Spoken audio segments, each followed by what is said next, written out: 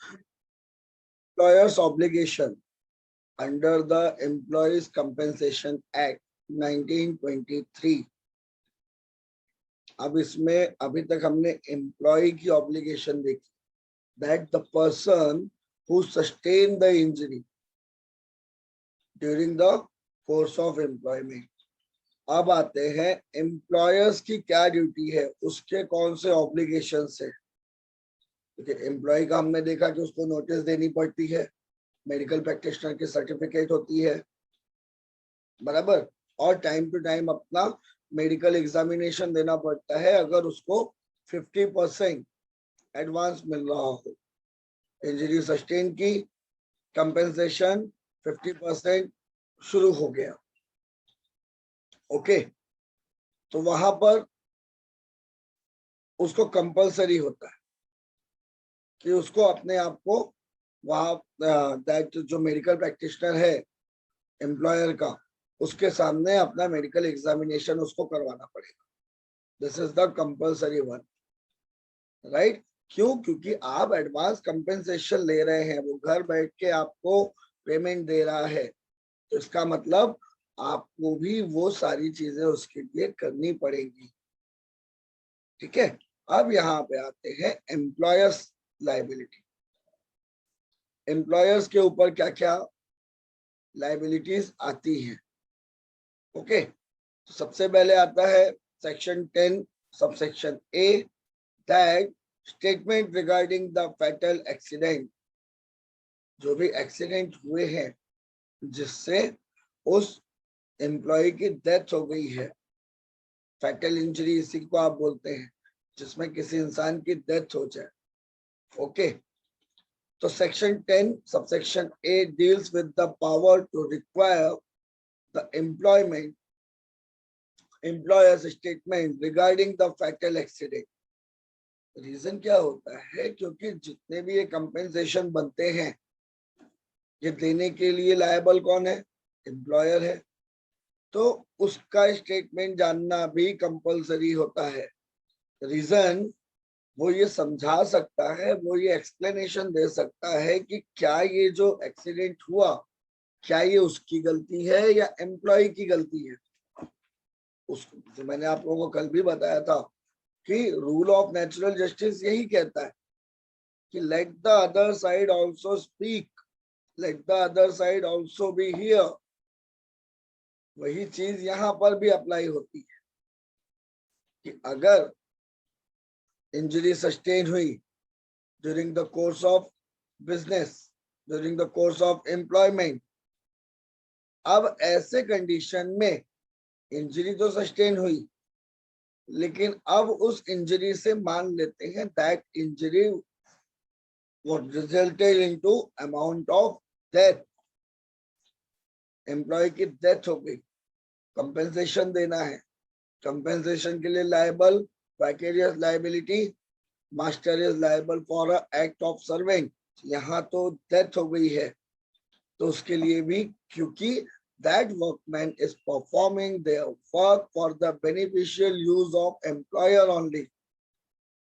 Okay, अब इन सारे scenario को एक साथ रखें, बट इट डजंट मीन कि employees compensation act is a hard and strict rule which is to be used against the employer. No, as per the law is equal for all. कोई भी कम ज्यादा law की नजर में नहीं होता।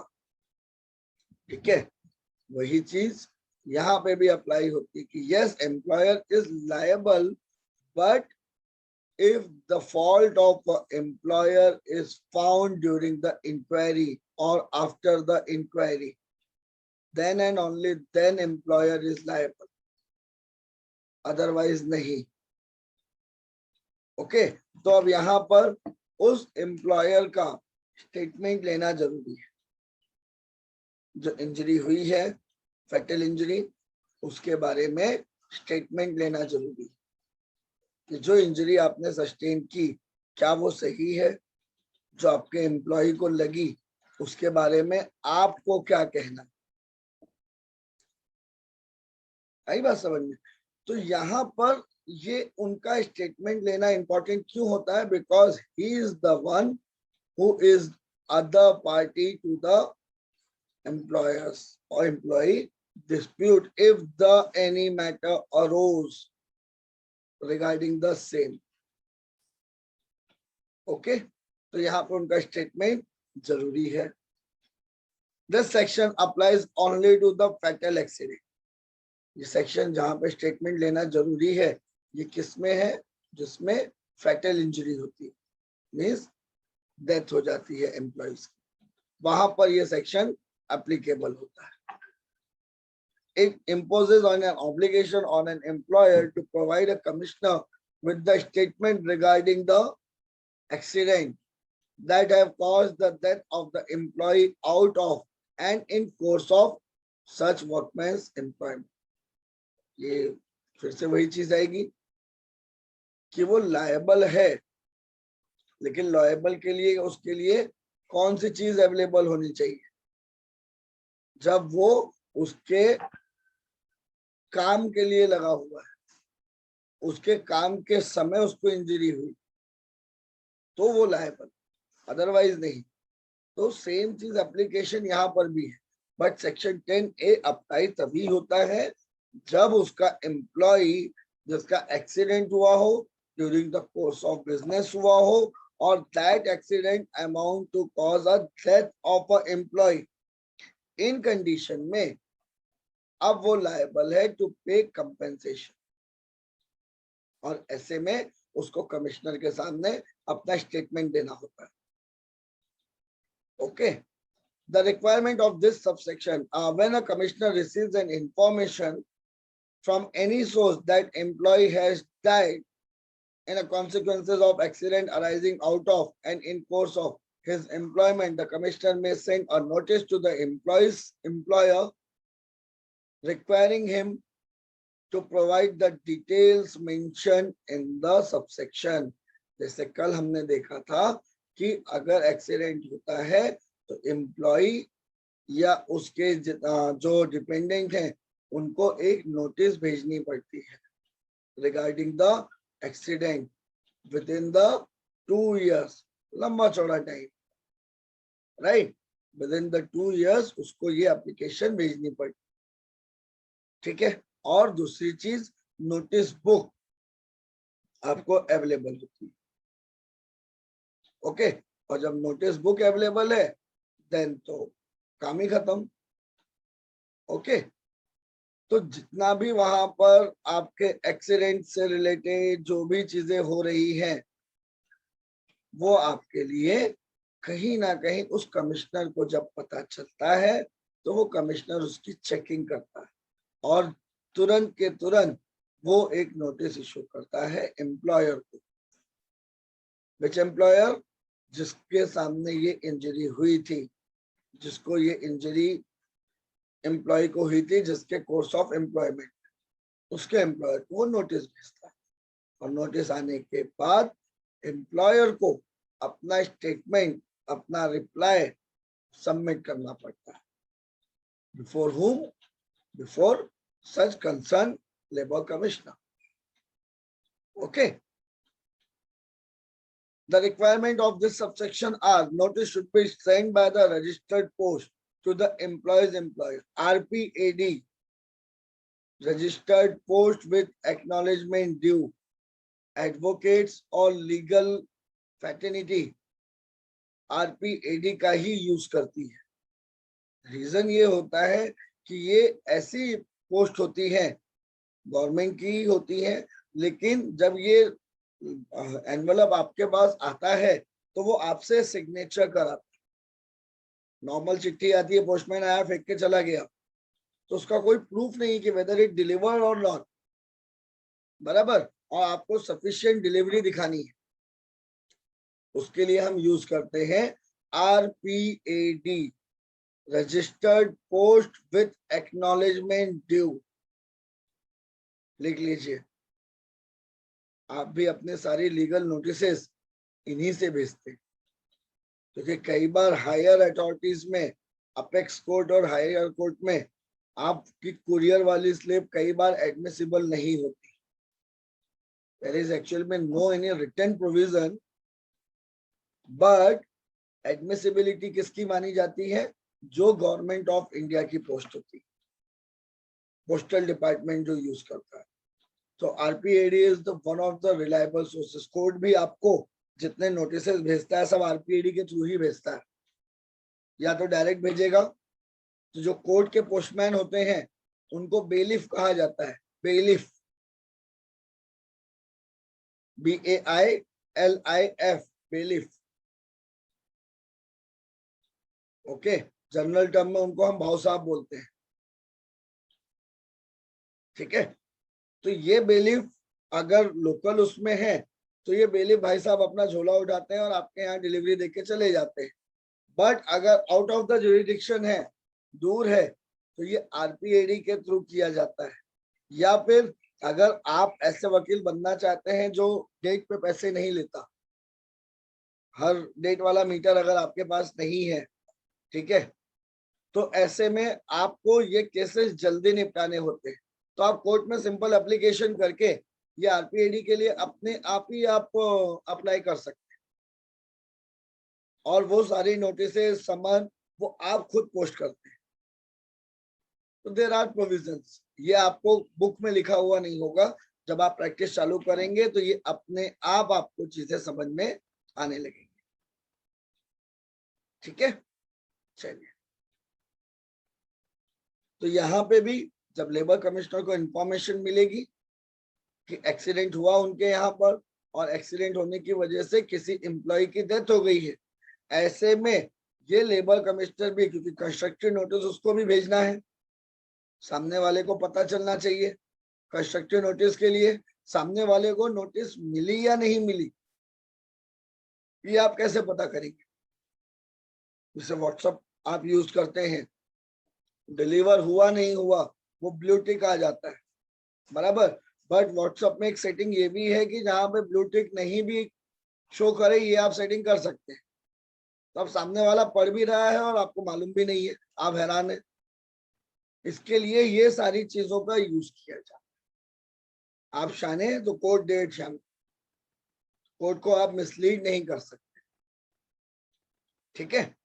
आपको लगेगा कि आप बहुत होशियार हैं, बट होता नहीं है। वहां पिताजी बैठे हैं आपके, और सबसे ज्यादा खतरनाक वहां पे कौन होता है दिमाग चलाने में एक कोर्ट में? जज नहीं, जो क्लर्क बैठता है वो। रीजन उसके पीछे होता है कि वो इंसान उस जगह पे बैठे हुए दिन के 12-15 काउंसिलर देखता है, 30-35 एडवोकेट से सीखता है, कुछ झोला छाप वकील भी मिलते हैं जिनसे वो बेवकूफी भी सीखता है। जो वहां बैठा हुआ है सिटिंग जज, वो ट्रांसफर होते रहते हैं, नए नए जज उनको आते रहते हैं। तो वो बंदा बैठे बैठे एक यूनिवर्सिटी बन जाता है। आप भी जब अपनी नई प्रैक्टिस चालू करेंगे तो याद रखिएगा मेरे ये वर्ड्स, कि कभी भी कोर्ट स्टाफ से आप लड़ाई नहीं करेंगे। अगर आपको ढंग की प्रैक्टिस करनी है तो आपका ईगो, आपका गुस्सा, आपकी बैक बीचिंग, ये सब आप ठंडे बस्ते में डाल के रखेंगे। कोर्ट क्लर्क के बारे में बोला तो कहीं ना कहीं वो आपका नुकसान करेगा, ये याद रखिए। हार्मोनियस रिलेशनशिप बनाना जरूरी होता है, क्योंकि आप कोर्ट जा रहे हैं तो ग्रुपिज्म नहीं चलता कोर्ट में, ओके। वहां पर आपको इक्वल फॉर ऑल। हाँ, ये जरूरी नहीं है कि आपका सबसे जमे ही, क्योंकि हो सकता है सामने वाला काउंसिलर आपसे ज्यादा पावरफुल है, अब वो कोर्ट क्लर्क उसका बिका हुआ है। बट वो कोर्ट क्लर्क उसका बिका हुआ, इट डजंट मीन कि आपके रिलेशन खराब हो जाए, भले ही वो आपका अपोजिट काउंसिल क्यों ना, ओके। तो ये थोड़ा सा आपको समझना पड़ेगा, ठीक है। ये हुआ आपका बेसिक पॉइंट। फिर हम आगे आते हैं दूसरा, that notice should be called upon an employer to submit within a 30 days from the receipt of a notice the statement regarding the same, ठीक है। अब यहां पर एम्प्लॉयर ये नहीं बोल सकता मुझ पे ही चढ़ गए। रीजन, भैया आप ही पे अधिकार है, एक्सीडेंट आपके यहाँ हुआ तो वो नोटिस किसको भेजेगा? आप ही पे चढ़ेगा ना, पब्लिक में तो नहीं भेजेगा। जिसकी इंडस्ट्री में हुआ उसी एम्प्लॉयर को भेजेगा। इसके लिए यहाँ पे स्पेसिफिक लिखा हुआ है एम्प्लॉयज एम्प्लॉयर। एक्सीडेंट एक के यहाँ हुआ है तो दुनिया भर में नहीं जाएगा वो बोलने, उसी एम्प्लॉय को। इसीलिए कल जो हमने नोटिस देखी थी वहां पे क्या था? Name of the employee, address of the employee, as well as name of employer and address of employer. कहाँ भेजेगा नोटिस? आपके पास भी क्लाइंट आएंगे, सर नोटिस भेजनी है, कहाँ भेजनी है वो मालूम नहीं है, नोटिस भेजनी है। तो ऐसे तो काम नहीं चलेगा ना। ठीक है, तो आप ये पीछा नहीं छुड़ा सकते, मैं ही क्यों, तुम ही लाए बोलो। ठीक है, चलिए। तो 30 डेज का टाइम होता है, 30 डेज में आपको ये नोटिस भेजनी पड़ती है। The statement should indicate the circumstances concerning the employer's death. Employee की जो डेथ हुई है स्टेटमेंट में वो रिगार्डिंग जरूरी है कमेंट। रीजन ऐसा है कि भैया डेथ की वजह से ही तो आपको यहाँ बुलाया गया है। अब डेथ की वजह से बुलाया गया, आपने रिप्लाई भी दे दिया 40 पेज का, लेकिन एम्प्लॉयज के डेथ के बारे में आपने कुछ नहीं लिखा, एक्सीडेंट के बारे में कुछ नहीं लिखा, तो मतलब क्या रहा इतनी सारी बात करने का? राइट।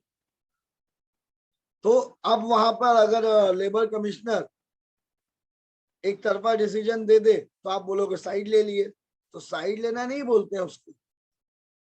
ठीक है, क्यों? क्योंकि आपका स्टेटमेंट नहीं आ रहे रिगार्डिंग जिस चीज में हम चल रहा है कन्वर्सेशन। उसने आपसे एक्सप्लेनेशन पूछा, आपने एक्सप्लेनेशन नहीं दिया, हाँ इसको कनेक्ट नहीं करना। ठीक है, तो जो आपको स्टेटमेंट देना है वो आप देंगे नहीं। एक जो लेबर कमिश्नर है उसने ऑर्डर दे दिया तो आप ये नहीं बोल सकते आपने साइड ले ली किसी। He is just performing his work, it's a rule of natural justice, not more than that. तो फैटल इंजरी के बारे में आपको लिखना जरूरी है।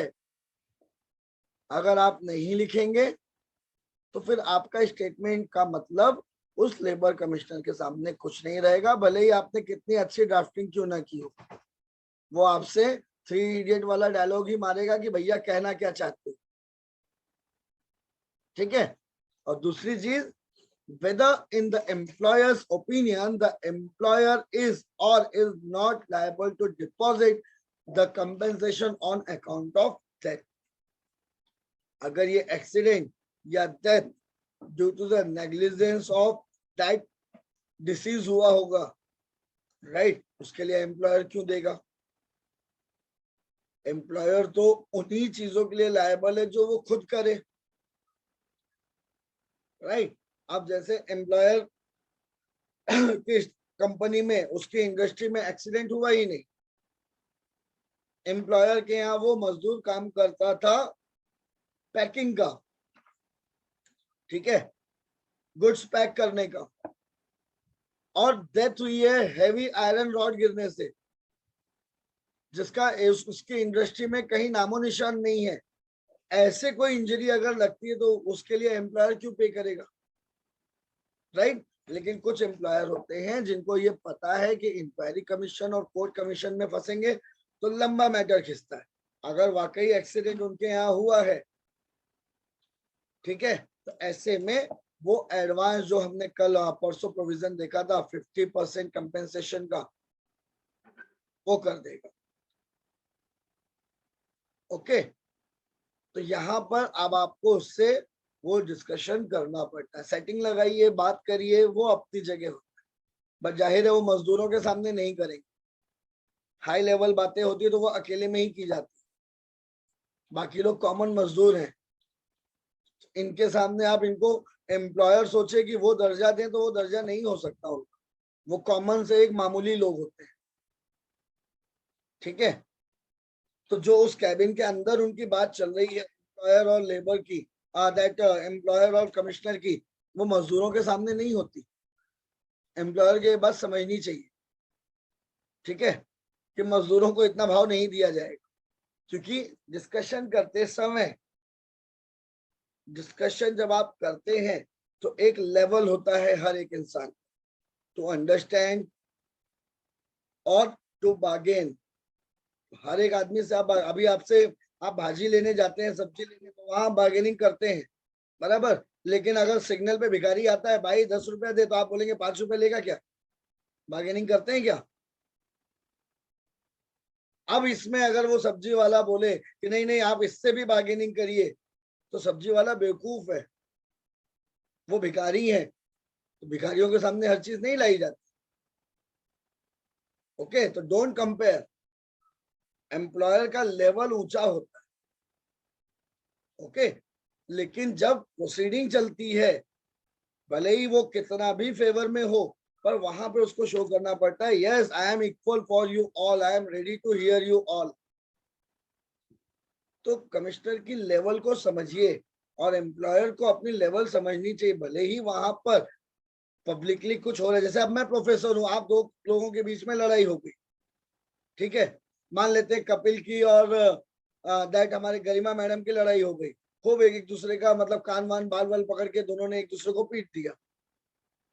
अब मुझे मालूम भी है कि एक इंसान की गलती है, but being as a professor मेरा काम ये है कि भैया दोनों को समझाओ। तो ऐसे में कपिल सर ये नहीं बोल सकते सर आपने फेवरिज्म किया या आपने उसकी साइड ले ली। ऐसा नहीं होता है, मामला को ठंडा करना जरूरी होता है। पहले जो डिस्प्यूट अरोज हो रहा है, आपने कमिश्नर के बारे में क्या, हमने जो ड्यूटीज देखी क्या देखी है, टू रिजॉल्व द डिस्प्यूट, उसको बढ़ाना नहीं है, रिजॉल्व करना है, ओके। और रिजॉल्व करने के लिए आपको उस चीज को बढ़ाना नहीं होता। जैसे दो लोग लड़ रहे हैं, तो उसमें आपको आग में घी नहीं डालना होता, डोंट बी अ नारद मुनि। नहीं नहीं बराबर है, ऐसे ही बोलती रहती है बैक बिचिंग, कुछ काम धंधा नहीं है इसको, कुछ जरूरत नहीं है, उस समय ठंडे हो जाओ, कुछ यहाँ वहां की जरूरत नहीं। रीजन उसके पीछे यही है कि कमिश्नर का काम है टू रिजॉल्व द डिस्प्यूट, ना कि उस डिस्प्यूट को और बढ़ा दे, ओके। फिर उसके बाद आता है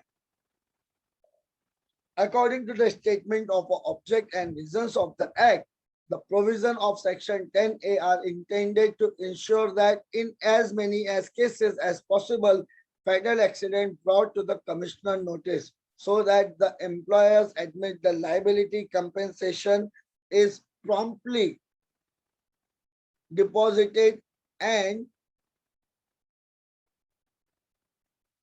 where he disclaimed liability despite good ground for believing that the compensation is payable, the dependent get information which is essential to help them decide whether or not to make a claim.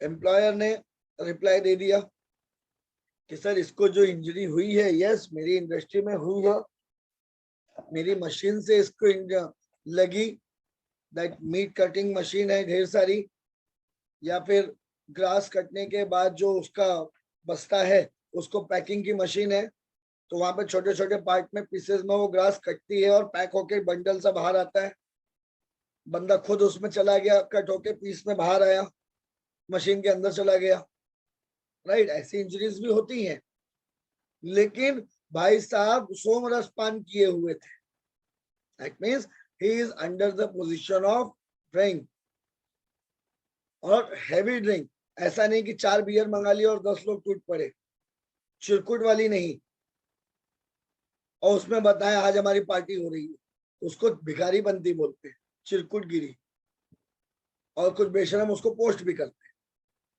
ठीक है। तो ऐसी कोई चीज आती है, वो खुद पीसेस में बाहर आया, एम्प्लॉयर बता रहा है sir he is under the drunkard position, और एम्प्लॉयर ने विस्रा रिपोर्ट भी सबमिट कर दी उस एम्प्लॉय की, जिसमें निकलता है yes he is under the affection of that alcohol, beer नहीं, अल्कोहल, ठीक है। ऐसे कंडीशन में अब आप जो लेबर कमिश्नर है वो एम्प्लॉय को लोगों को बुलाता है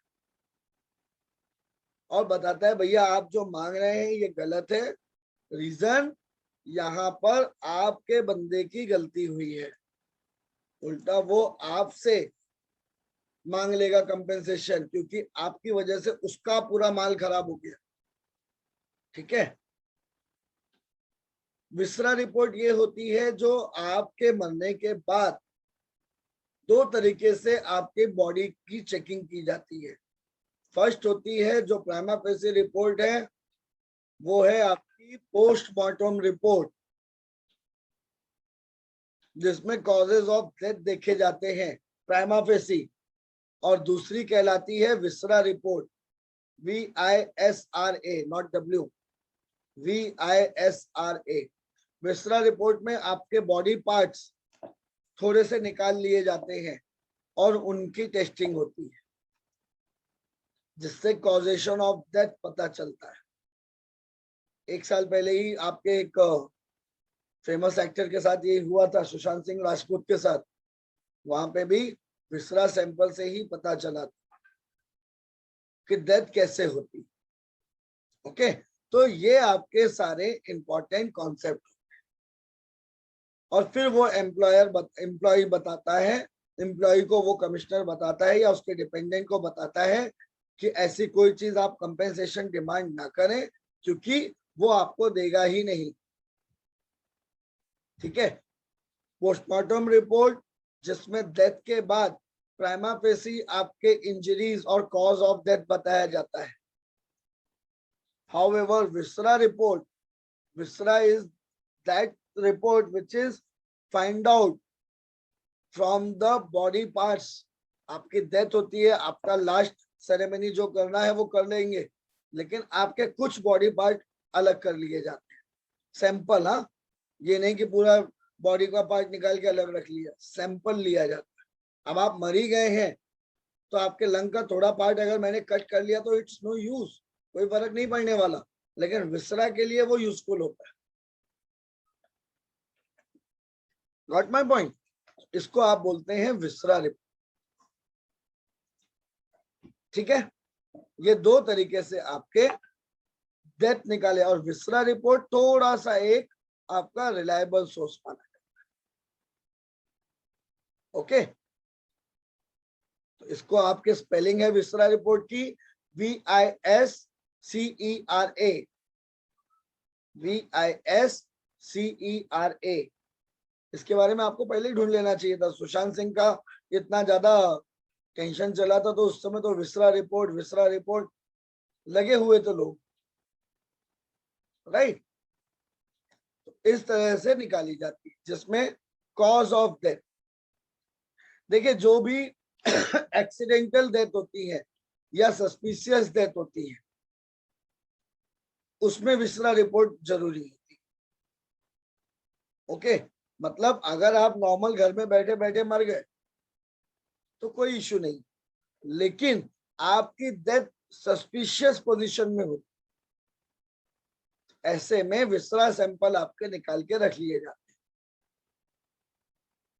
ओके, तो ये जब एम्प्लॉयर को लग रहा है कि ये एक्सीडेंट जो हुआ है बट इसमें मेरी गलती नहीं है, ऐसे में वो विसरा रिपोर्ट की डिमांड कर सकता है,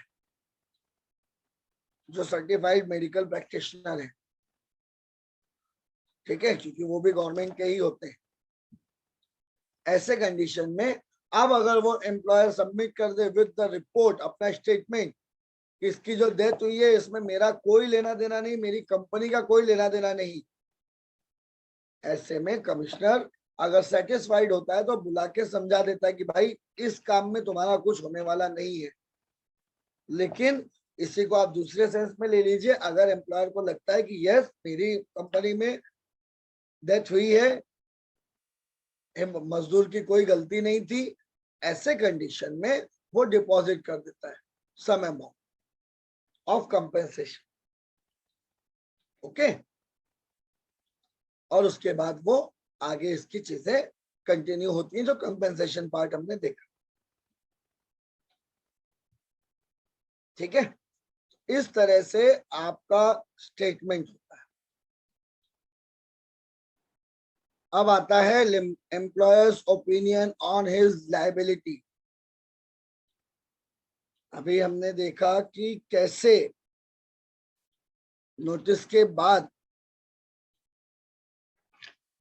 कमिश्नर नोटिस इशू करता है रीजनेबल कॉस्ट पता करने के लिए, एम्प्लॉयर से पूछने के लिए कि ये जो भी एक्सीडेंट हुआ है आपके बिजनेस में हुआ है, इसमें आइए आप रिप्लाई दीजिए।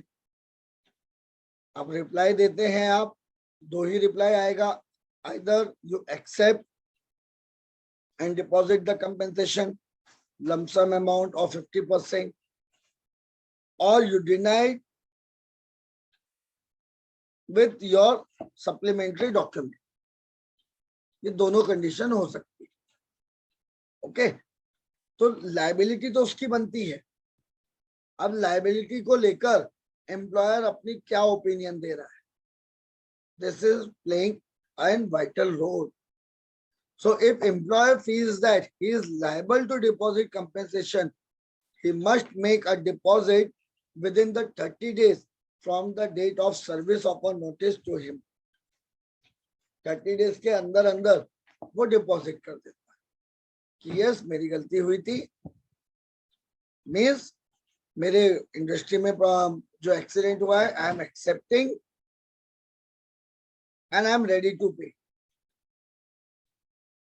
और दूसरा आता है if he is not in a position या ही नॉट फीलिंग दैट कि उसमें ये जो इंजरी हुई है उसकी मशीनरी की कोई प्रॉब्लम है, उसकी वर्किंग कंडीशन की कोई प्रॉब्लम है, ऐसे में वो डिनाई कर देगा। ओके, और डिपॉजिट भी नहीं करेगा। ठीक है, लेकिन उसको रीजन देना पड़ेगा, प्लेनली डिनाई नहीं कर सकता, उसको रीजन देना पड़ेगा कि why he is not agreeing to deliver or to grant a compensation to his employees। Reason कि जो भी उसकी एक्सीडेंट हुए हैं जिसकी वजह से उसकी डेथ हुई है वो उसकी नेग्लिजेंस की वजह से हुई थी, दैट वो उसके वर्किंग कंडीशन से बाहर जाके काम करता। ऐसे कंडीशन में ही इज नॉट लायबल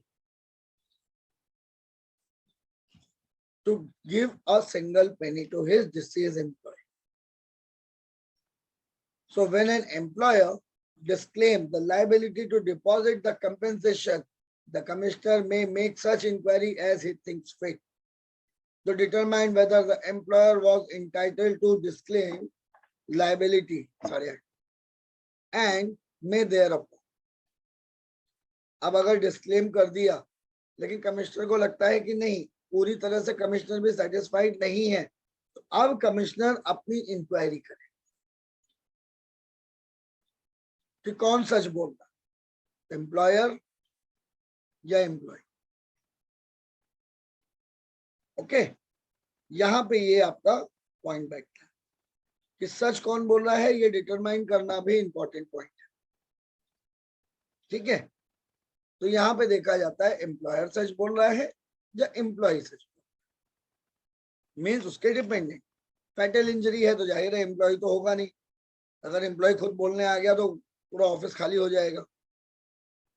ओके, तो यहाँ पे आपका वो एक क्वेश्चन निकालता है, डिटर्मिनेशन निकालता है, और डिटर्मिनेशन के बाद वो आगे आपका फर्दर इंक्वायरी या इन्वेस्टिगेशन करता है टू ग्रांट अ कंपेंसेशन। ठीक है, चलिए, तो यहाँ पे ऐसा नहीं करेगा, बट ऑब्वियस है कि यहाँ पर वो आपके स्टेटमेंट को पढ़ेगा। ठीक है, स्टेटमेंट को पढ़ने के बाद वो डिसीजन, वो आपकी शक्ल देख के आपको कंपेंसेशन ग्रांट नहीं कर देगा कि अरे बेचारा गरीब है दे देते हैं, नहीं। ठीक है, तो when an employer, तो इसमें वो क्या करता है, inform any of the dependent that it is open to them to make a claim। ठीक है, क्लेम करने के लिए आपको बुलाता है कि आओ और क्लेम करो, क्योंकि आप जो कंपेंसेशन मांग रहे थे वो एम्प्लॉयर ने मना कर दिया है, उल्टा उसने ये डाल दिया कि दैट आपके जो पिताजी थे, आपका जो भाई था, जो भी डिपेंडेंट में आ सकता है, जो एम्प्लॉय था, ही is under the influence of alcohol. ठीक है, तो ऐसे कंडीशन में during the course of employment नहीं हुआ है।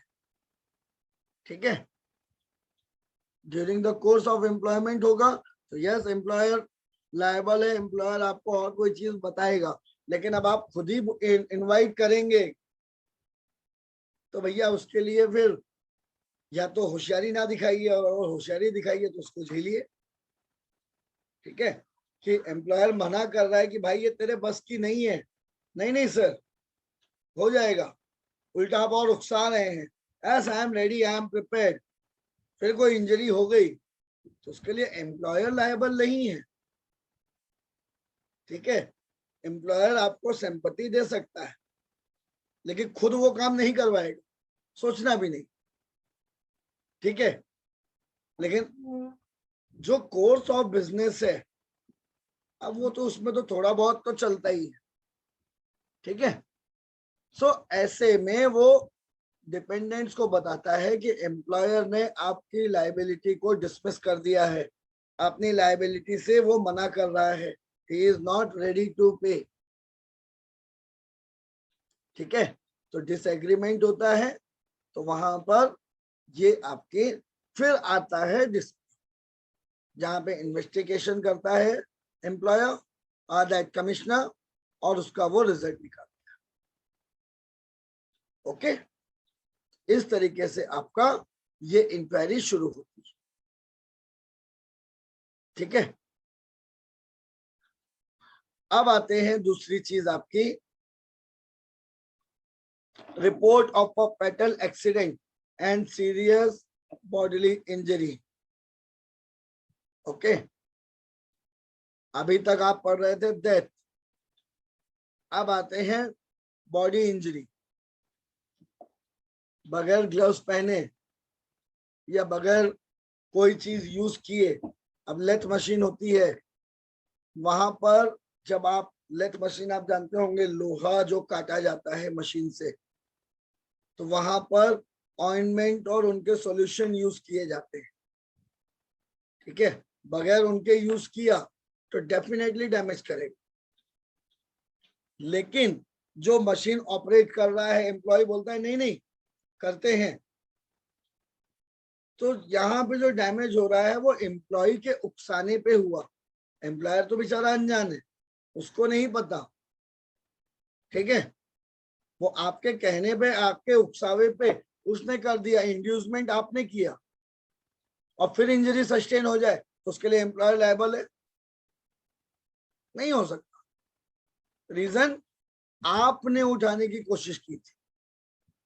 अब अफजल खान को शिवाजी ने मार दिया तो अफजल खान के घर वाले बोलेंगे क्या कि भाई आपने भेजा था जबरदस्ती? नहीं, अफजल खान को मस्ती आई थी, मैं शिवाजी को पकड़ के लाता हूँ, बड़ी बड़ी बातें, और वड़ा पाव खाते, तो बड़ी बड़ी बातें तो उठा ली।